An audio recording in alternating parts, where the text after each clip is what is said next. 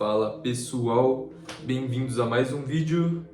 Hoje então falaremos sobre Isaías 59 e Isaías 60. O pecado e suas consequências. Eis que a mão do Senhor não está encolhida, para que não possa salvar, nem surdo o seu ouvido, para não poder ouvir. Mas as vossas iniquidades fazem separação entre vós e o vosso Deus, e os vossos pecados encobrem o seu rosto de vós, para que não vos ouça. Então o Senhor, não é Ele que está com a mão encolhida, não é Ele que não está inclinando os seus ouvidos a nós, mas os nossos pecados nos separam do Pai. Portanto, nós devemos buscá-lo de todo o coração. Porque as vossas mãos estão contaminadas de sangue e os vossos dedos de iniquidade. Os vossos lábios falam falsidade, a vossa língua pronuncia perversidade. Ninguém há que clame pela justiça, nem ninguém que compareça em juízo pela verdade. Confiam na vaidade e falam mentiras, concebem o mal e dão luz à iniquidade. Então as suas obras são obras de iniquidade e obra de violência há nas suas mãos. Os seus pés correm para o mal e se apressam para derramarem o sangue inocente. Os seus pensamentos são pensamentos de iniquidade, destruição e quebrantamento há nas suas estradas. Não conhecem o caminho da paz, nem há justiça nos seus passos. Fizeram para si veredas tortuosas e todo aquele que anda por elas não tem conhecimento da paz. Então, meus amigos, reflitam aqui comigo. Os seus pensamentos são pensamentos de iniquidade. Meus amigos, nós estamos cercados pelo pecado, irmãos. Estamos cercados por este mundo, por frequências musicais satânicas. Estamos cercados por pessoas que estão entregues ao pecado. Estamos cercados por tudo, pela cultura maligna, pelo entretenimento, por distrações, tudo que você imaginar do mundo. Então, eis que não adianta você não buscar fazer o mal, mas se você não colocar a palavra de Deus na sua mente diariamente, não meditar de dia e de noite nas palavras de Deus, eis que se você não ler a Bíblia, não orar e vigiar, eis que se você não se mantiver, então, desta forma, você vai acabar tendo pensamentos de iniquidade. Por quê? Porque a mente vazia é oficina do diabo. Então, portanto, meus amigos, nós temos uma natureza pecaminosa. Se você der espaço, você vai acabar fazendo besteira. Então, é por isso que diariamente nós devemos nos revestir da armadura de Deus. Diariamente nós devemos encher as nossas lanternas do Espírito Santo, encher de fé a nossa lanterna. E a fé não é uma mágica, a fé não é algo que vai vir do nada. Então o apóstolo Paulo nos ensina algo muito importante, que a fé vem pelo ouvir da palavra, e o ouvir vem pela pregação. Então, como poderão ouvir se não há quem pregue? E como crerão se não ouvirem? Portanto, deve haver os pregadores. Ou seja, tem pessoas, e o mundo acredita. O mundo ou os cristãos superficiais acham que a fé é algo mágico. Tem que ter fé, tem que ter fé. Não é bem assim, porque a fé vem pela palavra. Então, você tem que se nutrir do alimento sólido e buscar a palavra de Deus, para que ela possa entrar nos seus corações, na sua mente, e cair em um terreno fértil.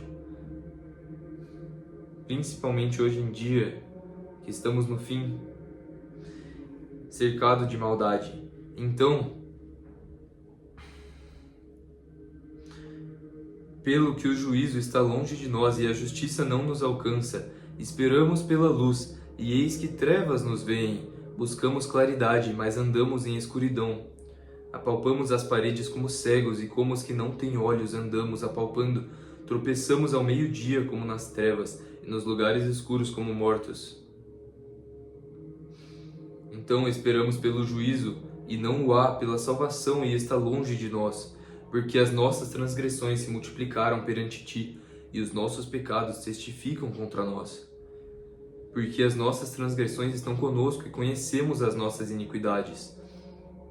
Como o prevaricar, mentir contra o Senhor, o desviarmos-nos do nosso Deus, o falar de opressão e rebelião, e conceber e proferir do coração palavras de falsidade. Então, o Senhor viu e pareceu mal aos seus olhos que não houvesse justiça. Portanto, a promessa de redenção, meus amigos, a promessa de redenção agora. E vendo que ninguém havia, maravilhou-se de que não houvesse um intercessor. Por isso, o seu próprio braço lhe trouxe a salvação, e a sua própria justiça o susteve. Nessa época em que Isaías estava passando essa mensagem a Israel, não havia um intercessor, que é o Messias, e hoje em dia nós temos o intercessor, meus amigos, o único intercessor, inclusive. Pois vestiu-se de justiça como de uma couraça, e pôs o capacete da salvação na sua cabeça, e por vestidura pôs sobre si vestes de vingança, e cobriu-se de zelo como de um manto. Conforme forem as obras deles, assim será a sua retribuição. Furor aos seus adversários e recompensa aos seus inimigos. As ilhas dará a ele a sua recompensa. Então até mesmo os montes e as ilhas fugirão de Deus, fugirão. Quando verem o Messias retornando nas nuvens, até os montes fugirão dele, é dito em Apocalipse. Fugirão da glória do Criador, e os ricos e poderosos, como já estão fazendo, estão gastando suas fortunas para construírem bunkers e, enfim, para se esconderem debaixo da terra. Mas a Bíblia já nos diz que não há como fugir da glória do Criador. Então eles buscarão fugir da glória do Criador e do juízo daquele que está voltando. E eles falarão para que os montes caiam em cima deles, para se esconderem da glória daquele que está vindo, mas não há como se esconder da glória do Criador e nem da glória do Messias, o nosso cavaleiro que vem em seu cavalo branco, chamado Fiel e Verdadeiro. Então temerão o nome do Senhor desde o poente, e a sua glória desde o nascente do sol. Vindo o inimigo como uma corrente de águas, o Espírito do Senhor arvorará contra ele a sua bandeira. E virá um Redentor a Sião, que é o Messias.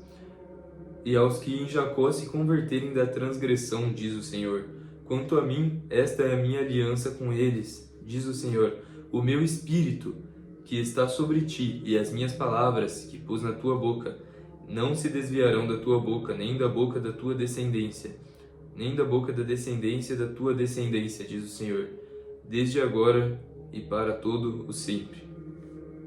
É isso, meus amigos, capítulo 59. E vou encerrar por aqui para não ficar muito longo, e já gravarei logo em seguida o capítulo 60. Então, que o Pai vos abençoe, meus amigos. Espero que tenham gostado e até a próxima.